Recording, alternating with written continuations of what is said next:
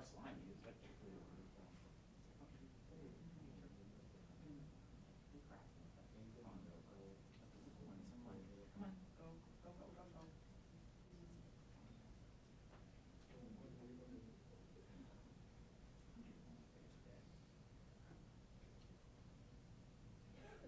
on, go. So have you already interviewed the suspect, Stacy? She's so fast.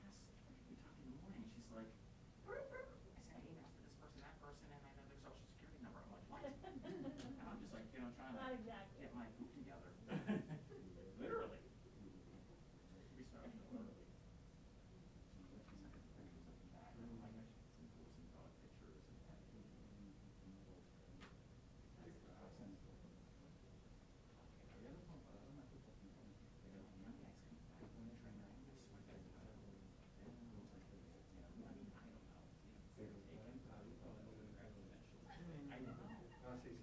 So I'm trying to, I'm like, you were supposed to like teach me what buttons you put on the horse so I kind of know what's going on. July 6 weeks on a day, a month or something. I don't know. I think she's going to get extra.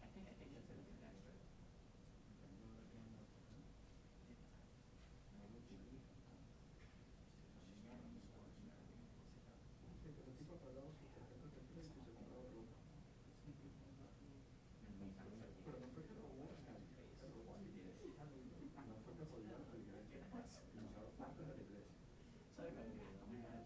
we have, boundaries, which that would seem like a balance, but so she just says, well, training session, I'm like, oh, okay.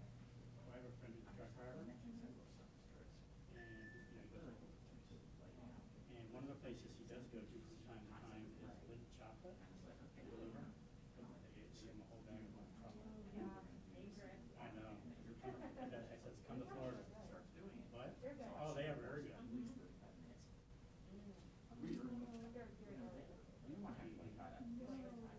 Yes. Oh, when you go to Disney World. Hold on, we're talking. And then you have one that they're all out.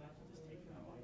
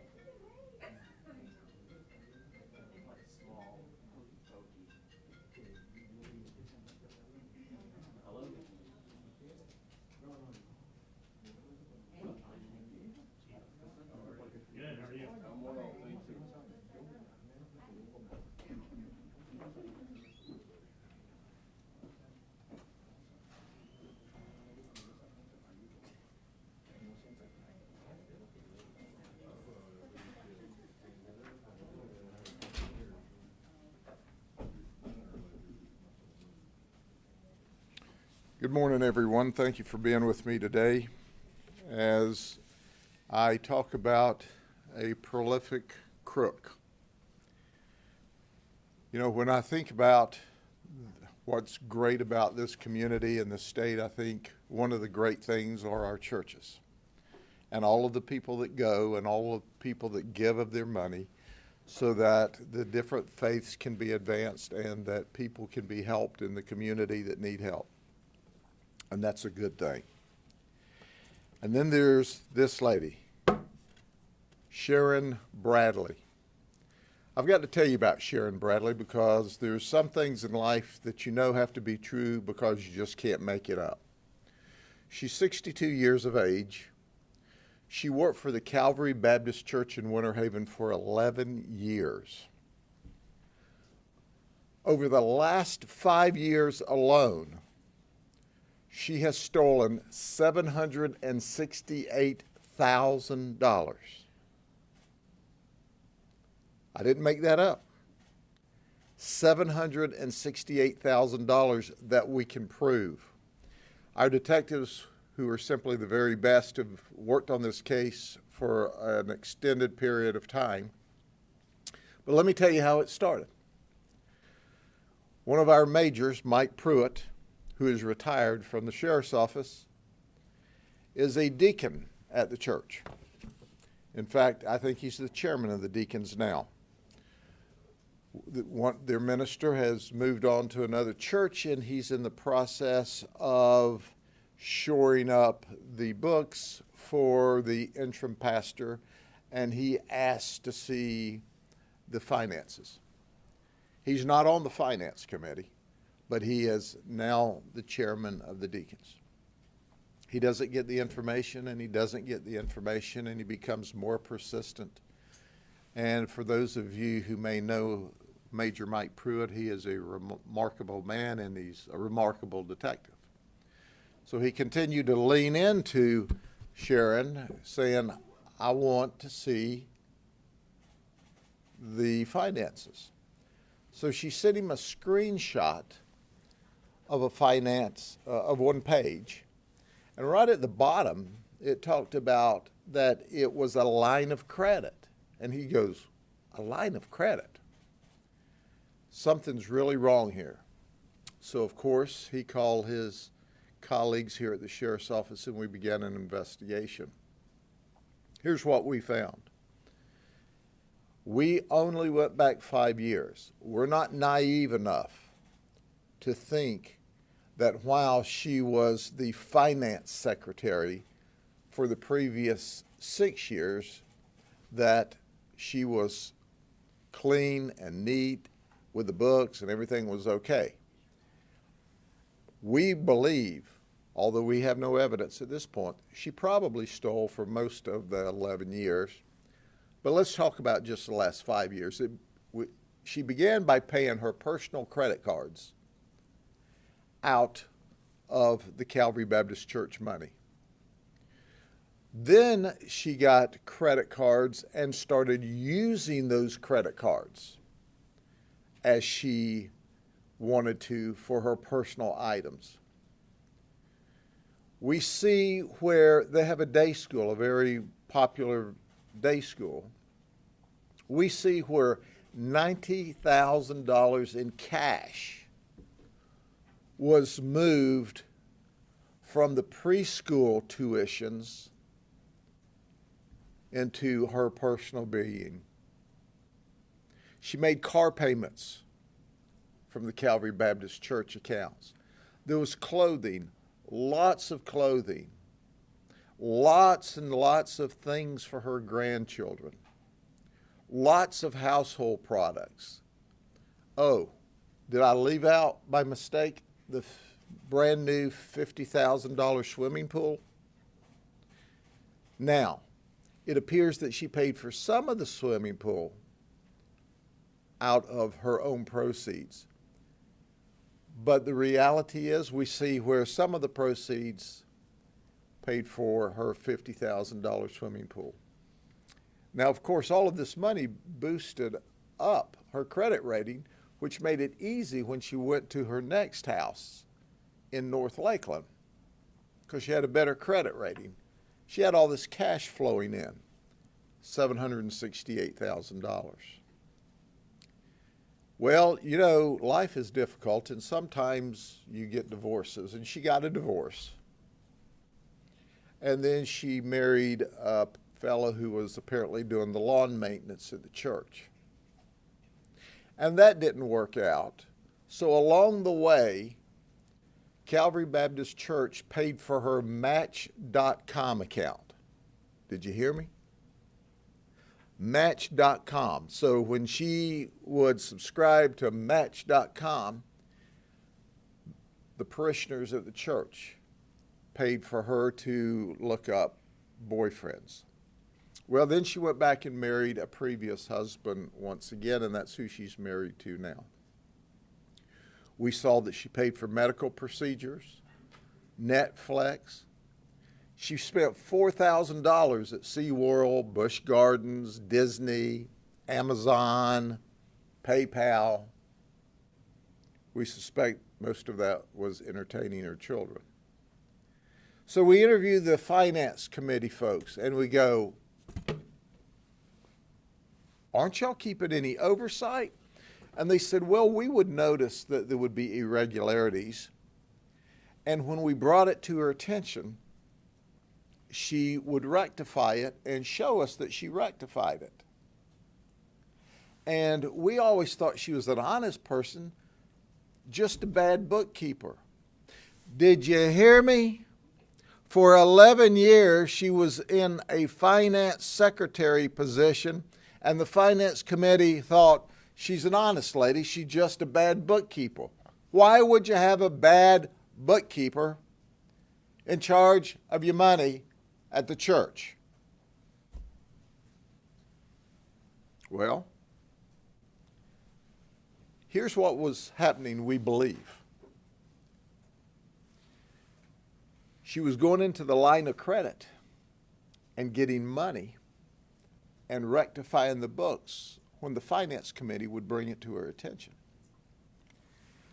So finally, when Major Pruitt said, time out, this is all wrong, there's a really big problem here, when he discovered it, she quit. She cut and run. She left them $190,000 in debt. $190,000 in debt she left Calvary Baptist Church on the line of credit. So we believe she was taking the $190,000. She was bolstering the church finances where she would pay the cost of the normal operating cost of the church, where she would pay salaries. And that was used, part of that money was used to hide this ongoing criminal enterprise, one-woman crime wave that was in process. She took advantage of the wonderful people at Calvary Baptist Church. She took advantage of their trust in her.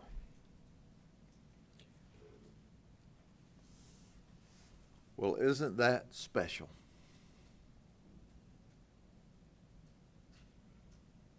She has ripped off all of the people at the church, taken advantage of them, taken advantage of all of the good that money could have done in the community, helping others. And that was only just during the last 5 years. She is really a special lady, a special crook, a special kind of crook. And you know what? I know this. Jesus ain't happy. Jesus doesn't like it. In fact, if I were her, I'd be asking forgiveness. And it's a good thing I ain't Jesus. I'd say, you send me $768,000, clear up the $190,000 that you left the church in debt, then come back and talk to me. She was living a high life. spreading money around. They said she always had cash, she always had money. And at the same time, she was running Calvary Baptist Church into debt. And they're still left with that $190,000 credit line that they've got to pay off. The investigation's still underway. We still haven't received back from some of the banking institutions some of the records that we asked for.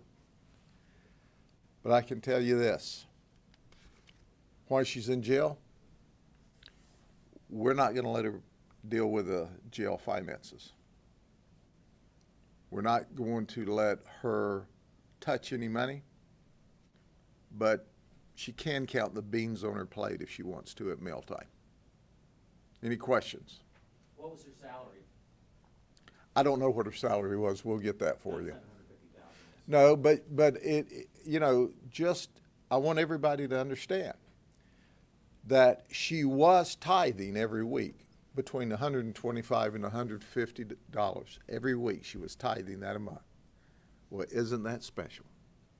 She was donating in here and stealing it there. Yes, sir. Are you going to ask the state attorney to have a nebia hearing to make sure that she does make bond, that she doesn't use ill-gotten gains? Well, do you know we frequently use nebia hearings and we've run into some problems with those at state level, but certainly we're going to try to get a GPS put on her because there's still more criminal charges to go, and I'm certain that laying around the house someplace she's got enough money to make bond at least the 10% on the current charges. But the investigation is ongoing, and we're going to do our best to make sure that she is in jail where she belongs. Now, she's got a lot of time she can spend praying about all of her ill-gotten gains. While she's in jail, we even have a faith-based dorm we'll let her go to. But at the end of the day, we're not going to let her count any of the money. Did she know she was under investigation prior to your arrest today? She did. You can't keep anything a secret at a Baptist church. Now, the only reason I can say that is I'm Baptist, okay, and I know. But yes, I believe everybody at the Baptist church knew it. If they didn't, it's just because they haven't been going to church regular like they should. Do you know where she worked prior to this? I don't know where she worked prior to the 11 years, but once again, I don't know that it's going to be possible for us to dig through the records. If we can dig back through the previous 6 years of records, we're going to look those up as well. But let's face it, when you steal that we know of, this is what we know of, I underscore that. There may be lots of theft that we don't know about. But as you can tell, there's a lot of disgust with me because, you know, I think of the widow's mite. I think of the ladies that are living on a fixed income, the little men, elderly men living on a fixed income, and they're dutifully every week tithing to the church to support the church, its mission and its causes. And then you got her sucking the money off the back end for her personal gain of Netflix and Match.com and Disney World and car payments and swimming pools.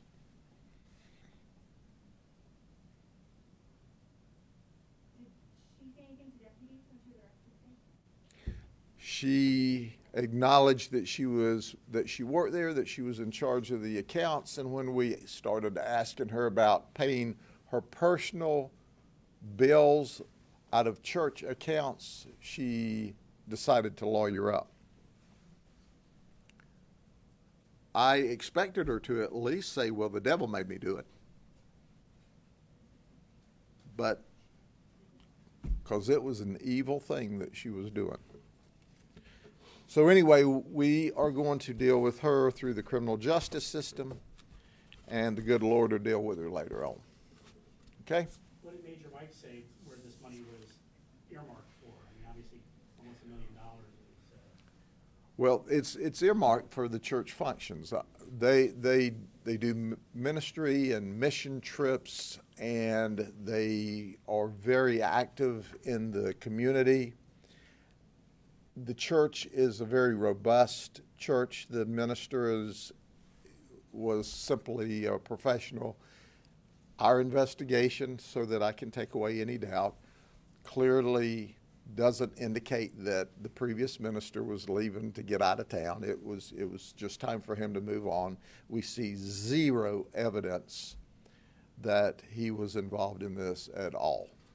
But once again, there was a finance committee in place. They had oversight, but they didn't check and balance like they should. They didn't demand of her. And when they saw a mistake in whatever documents she prepared for them, she corrected it. But the reality of it is, look, I stand up before you, 3 weeks ago and talked about a president of a little league ripping off children. And now here's this lady, you know, she's the queen of rip-off with $768,000 from a church. You know, ladies and gentlemen, whether it's a civic event, whether it's a church, a house of faith, whether it's a private enterprise, you've got to have checks and balances in place. You don't need one person taking care of the books. You need oversight and oversight and oversight. Because if there's cash, it'll run through people's fingers just that quick. Any other questions? Thank you all very much.